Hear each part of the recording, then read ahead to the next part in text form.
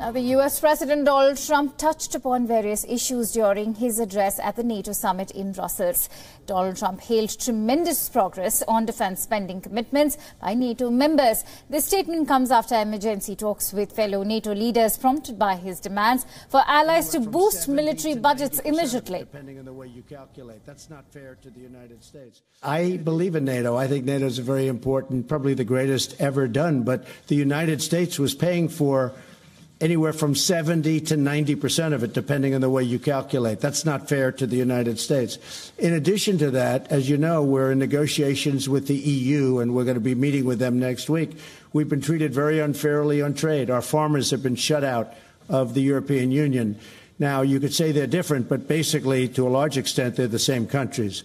So I think we're going to be ultimately treated fairly on trade. We'll see what happens. But I can tell you that NATO now is really a fine-tuned machine. People are paying money that they never paid before.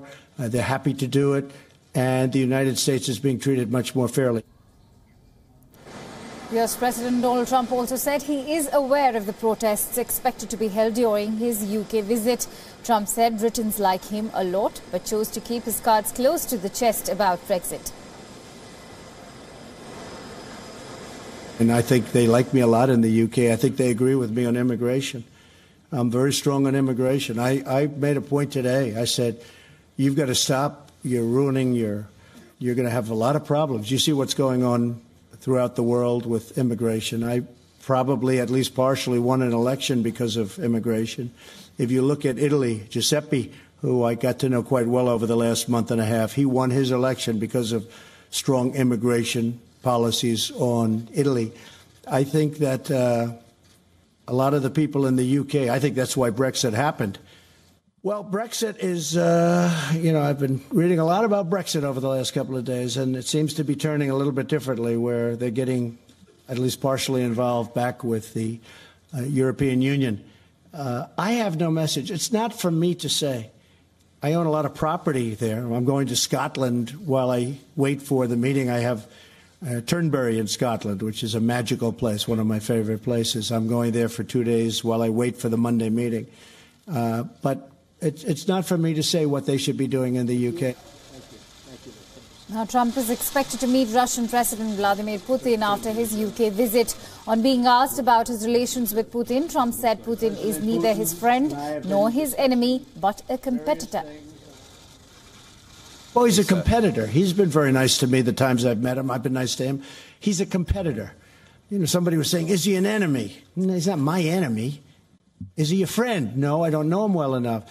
But the couple of times that I've gotten to meet him, we got along very well. You saw that. I hope we get along well. I think we get along well. But ultimately, he's a competitor. He's representing Russia. I'm representing the United States. So, in a sense, we're competitors. Not a question of friend or enemy. He's not my enemy. And hopefully someday maybe he'll be a friend. It could happen. But I just don't know him very well. I've met him a couple of times. And when I did meet him, most of you people were there. Well, I can't tell you what would be the ultimate. What would be the ultimate? Well, let's see. No more nuclear weapons anywhere in the world would be the ultimate, okay? No more wars, no more problems, no more conflict. Let's find a cure to every disease known to mankind or womankind. That would be my ultimate, okay? And we'll start from there. And speaking on the ongoing trade war, Trump stuck to his arguments that the U.S. has been treated unfairly by the European Union. No, many of them. In fact, Germany was going to be in the year 2028 or 30.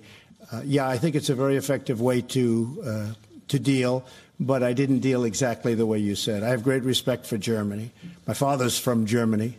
Both of my parents are from the EU, despite the fact they don't treat us well on trade, but I think that'll change also. And I think we'll see that because on the 25th of July, they're coming in to start negotiations with me. We'll see.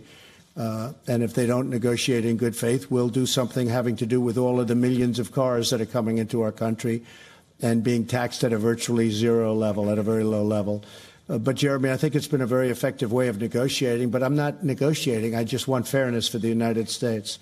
We're paying for far too much of NATO. NATO is very important. But NATO is helping Europe more than it's helping us. At the same time, it's very good for us.